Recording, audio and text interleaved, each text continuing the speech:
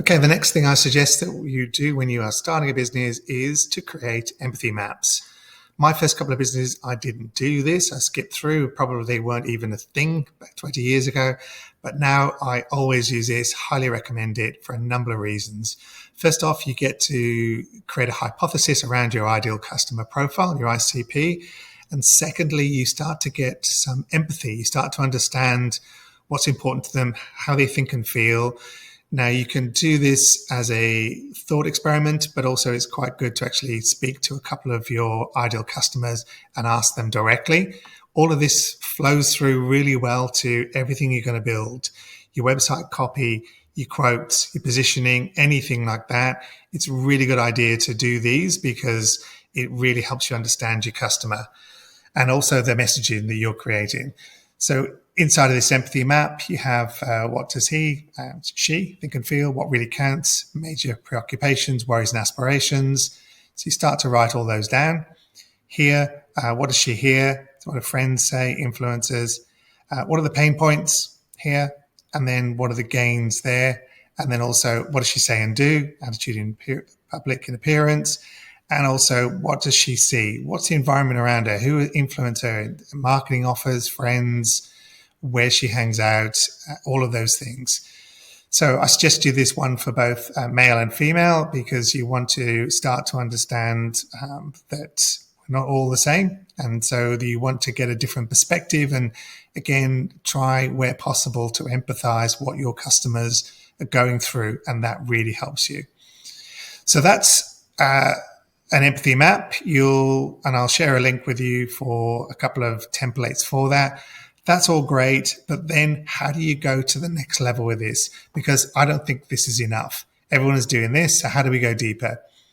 So what you do is you then throw it into Chat GPT, and that will give you says, thinks, does, feels, goals and needs. So with the prompt, you just put in empathy map for a small business owner, 3 staff members facing competition, difficult economy, stagnant growth. And you can play around with different prompts just to do that. Then what are the core pain points or people, what they're saying?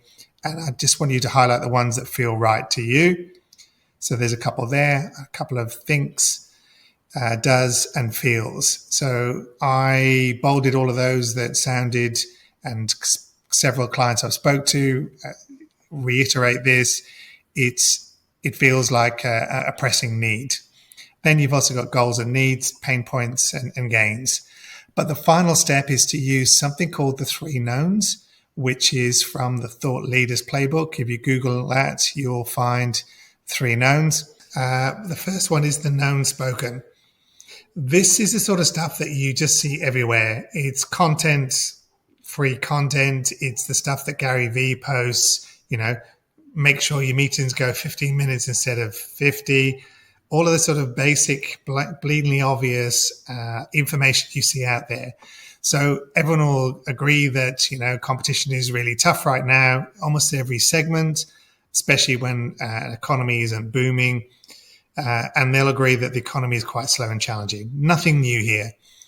But what are the things that they're thinking, but they won't actually say out loud? They might say it to their spouse, they might say it to their close friends, but they'll very rarely admit this in public. Deep fears.